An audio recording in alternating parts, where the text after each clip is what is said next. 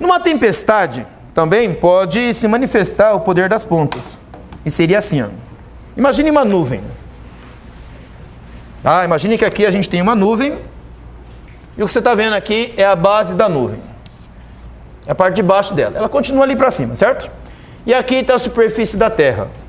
Aqui está a parte superior da Terra. Ok? Imagine que com o passar do tempo, a nuvem fica eletrizada, com carga negativa na sua base aqui. Tá? Então ela vai ficando eletrizada com cargas negativas aqui na sua base.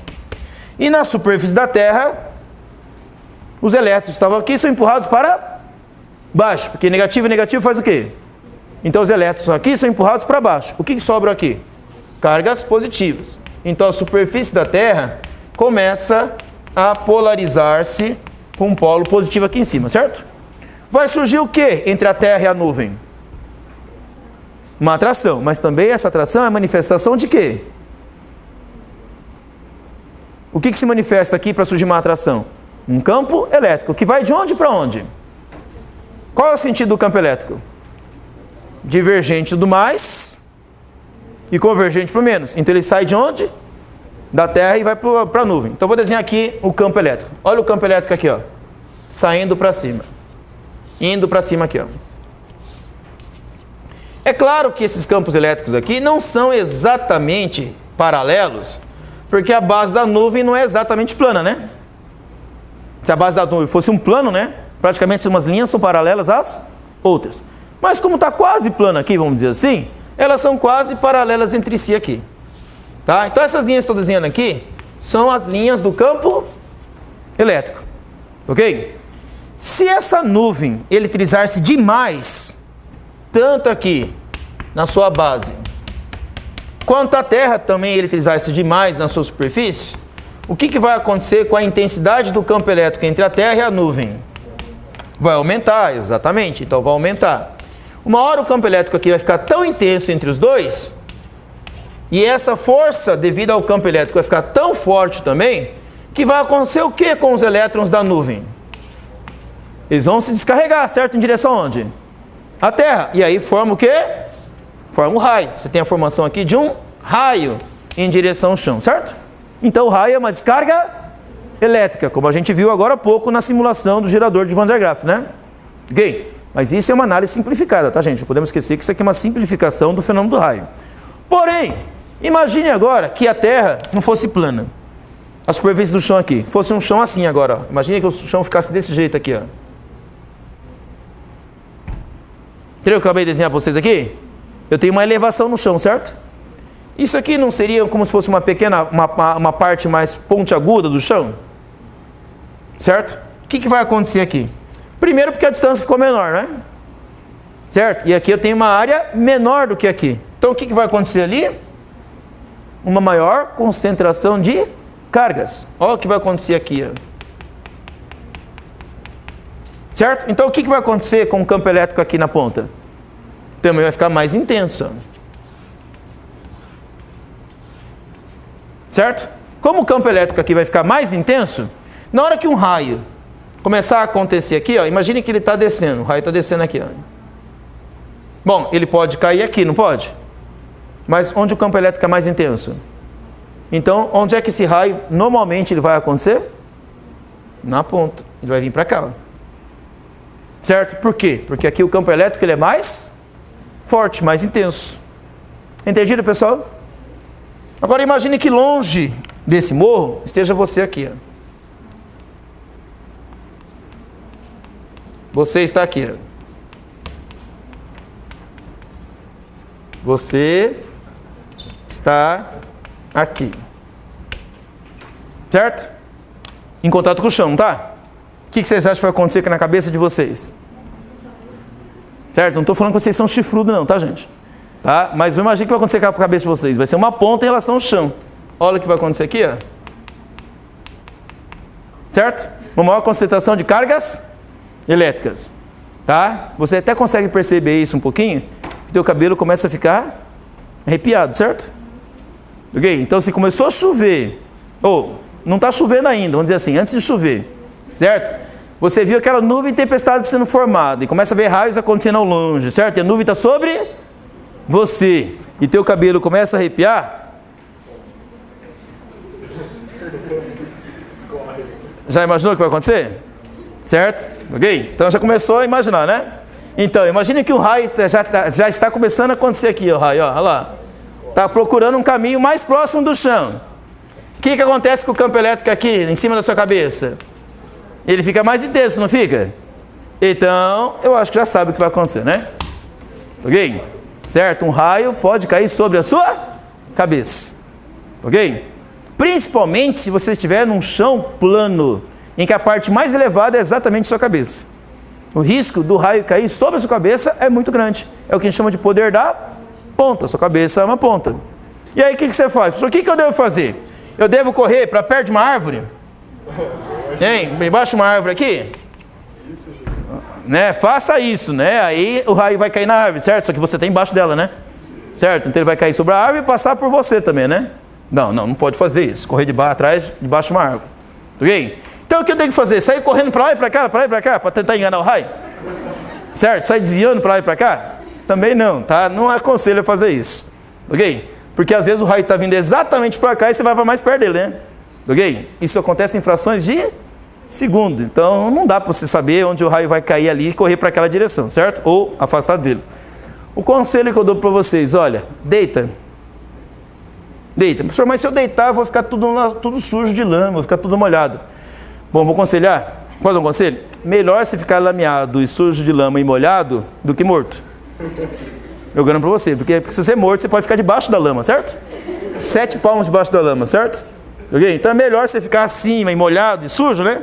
Do que debaixo, né? Limpinho, engravatado, ou com uma roupa nova, cheia de flores em volta, né? Certo? Então, deita, porque assim você deixa de ser o quê? Uma ponta. Ok? Tá? Se você perguntar para os pecuaristas, para a maior parte dos pecuaristas, vão falar que muito gado morre lá no meio do pasto, quando ocorre tempestades. Por quê? Porque o gado fica de pé ali no meio do pasto. Certo? E o pasto, em geral, como é que ele é? Plano. Então, quais são as partes mais altas? O próprio gado. Então, muito raio acontece em cima do gado. E quando eles buscam abrigo de vez em quando, para onde vocês acham que eles vão? Para debaixo de árvore. Ok? Tá? Debaixo de árvore. Certo? Claro, é gado, não é a gente, né? Não tem a nossa inteligência, certo? Tá? Então as pessoas não buscam abrigo debaixo das árvores, né? Opa! Certo? Opa! Bom, as pessoas são mais inteligentes que gado, né? Então, vocês que estão tendo aula de física, pelo menos vão correr debaixo de árvore, tá? Ok? Melhor sujo e lameado, ok? Do que debaixo da terra, debaixo da lama, certo? Ok? Ainda mais com a cabeça queimada depois ainda, certo? Beleza? Então, gente, o poder das pontas explica para nós o poder dos para-raios. O que é um para-raio? É uma ponta. Tá? Então, uma torre metálica que você está cravejando essa torre no chão. É claro que não tem que ser necessariamente uma torre, mas pode ser um fio e em cima coloca uma barra, certo? Você vê muito em cima de prédios. Nós temos prédios assim, e em cima dos prédios é colocada aqui uma ponta metálica. Essa ponta metálica tem um ferro que é aterrado aqui, certo? Isso aqui também é um para-raio. A vantagem dos para-raios é que eles criam um caminho mais curto para o raio acontecer e que uma maior concentração de cargas elétricas nas pontas. Então ele aumenta a probabilidade de acontecer raio exatamente sobre ele. Então os para-raios, na verdade, não são dispositivos que impedem os raios. Exatamente o contrário. São aparelhos que fazem o quê? Atraem os raios, só que com uma vantagem. Não deixa acumular muito. Então, em vez de uma nuvem formar uma grande descarga, ela forma o tempo todo pequenas descargas, e aí os raios vão acontecendo pouco a pouco e não deixa a nuvem acumular uma grande quantidade de carga e produzir uma descarga mais forte. É claro que mesmo que aconteça uma descarga mais forte, a probabilidade dela acontecer no para-raio é maior do que o entorno. Tá? A última informação que eu tive ainda sobre isso é que ainda não há ainda um cálculo preciso, eu estou dizendo assim, de 100% de segurança de proteção dos para-raios. Qual é a área que um para-raio consegue proteger em volta? Não existe ainda esse cálculo preciso.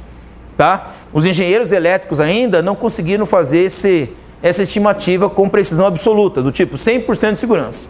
Tá? O que existe são alguns modelos matemáticos que tentam otimizar a proteção. Por exemplo, quanto mais para-raios eu colocar, melhor. Então, É claro que eles não vão gastar em para-raios à toa, ok? Eles têm alguns modelos matemáticos lá que prevêem uma área maior de proteção.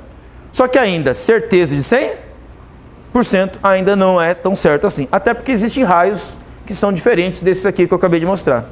Tá? Como eu falei, isso aqui é uma simplificação, tá? Mas o para-raio pensado por Benjamin Franklin há 200 anos atrás, ele é eficiente, ok? É dentro de uma margem de aceitabilidade aí para o nosso dia a dia. Tudo bem, pessoal? Tá aqui? Tá? Então, dentro dos assuntos que nós abordamos aqui até agora, lei de Coulomb e a força elétrica na presença de um campo elétrico, manifesta-se a capacidade que uma carga tem de agir sobre outra a uma certa distância. Essa capacidade de uma carga agir sobre outra a uma certa distância abriu um leque de opções dentro da física de interpretar coisas que atuam sobre outras também à distância. Porque aí não é só a gravidade, não é mais só a eletricidade. Ímãs também fazem isso entre si. Se eu pego duas peças de ímãs e aproximo elas, um ímã não pode atrair outro, mas também pode repelir. Se eu pego uma moeda de ferro, por exemplo, ou de aço, ou de algo parecido e coloco perto do ímã, ele também pode ser atraído. Um prego, um parafuso também é atraído, sem contato físico. E a gente usa o mesmo tipo de expressão que a gente usa na eletricidade e na gravidade. Na eletricidade não falamos de campo elétrico? Na gravidade não é um campo gravitacional? No magnetismo falamos de um campo magnético. Então a expressão campo, ela passou a ser amplamente utilizada na física na forma de representar forças que atuam sem contato físico. Capacidade de agir a longa distância. Ok, tá? Ainda existem algumas forças que estamos tentando explicar melhor a interação entre elas, porque dentro da natureza nós conhecemos 4 tipos de forças, tá? Chamadas forças fundamentais. A força gravitacional, que a gente já falou, a força eletromagnética, que é essa que a gente está citando, que é a força elétrica, tá ok? Junto com a magnética, a gente vai unificar isso depois mais para frente. Existe uma força chamada força nuclear forte, que atua entre as partículas nucleônicas, tipo próton com próton, grudando um no outro, e as forças nucleares fracas, que atuam dentro do próton e mantêm a estabilidade dele, tá? Essas 4 forças são chamadas forças fundamentais. Mas nós também estamos descobrindo que existem outras forças possíveis de surgir, ok? Que intermediam entre essas forças aqui, algo que intermediam. Essa possibilidade de surgir forças que possam intermediar entre uma e outra, abriu aquela possibilidade que eu citei anteriormente, de criar uma teoria de um campo unificado, uma tentativa de fazer o que com essas 4 forças? Unir e tratar como se fosse o quê? Apenas uma. Essa possibilidade, ela existe, mas não é tão simples assim. Tá? Não é só falar, são todas umas e fim de papo. Não, isso tem que ser teórico, matemático e tem que ser visto em laboratório. Experimentos que realizem essa unificação. Tá? Qual é a grande hipótese? A grande hipótese é assim. Se essas 4 forças existem em nosso universo, quando elas surgiram? Ora, quando surgiu o nosso universo. E quando surgiu o nosso universo? No Big Bang. Então, o que a física tem de hipótese? A hipótese é que provavelmente lá no Big Bang, quando surgiu o universo, em vez de haver 4 forças, havia apenas quanto? Uma. O que aconteceu com ela? Ela se dividiu em 4. Então, como os físicos têm essa hipótese, então nós trabalhamos com a possibilidade de encontrarmos essa unificação, tá ok? Quando a gente estudar a origem do universo, lá no Big Bang. Tá ok? A absorção do Big Bang aconteceu há bilhões de anos atrás. Sim, de fato, o Big Bang aconteceu há muito tempo atrás.